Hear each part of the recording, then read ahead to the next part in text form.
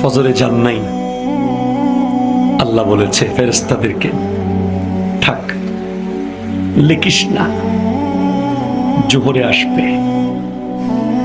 আমার বান্দা তো, আল্লাহ পানি বন্ধ করে দেব, না না না, আমার বান্দা।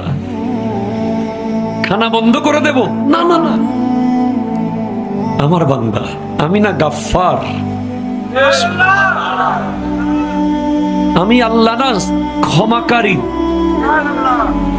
আল্লাহ দোষগুলো দুনিয়াকে দেখাই দেব, না না না, আমি সত্তা। রহমতের চাদর দিয়ে ঢেকে রেখেছেন। আপনি জান নাই,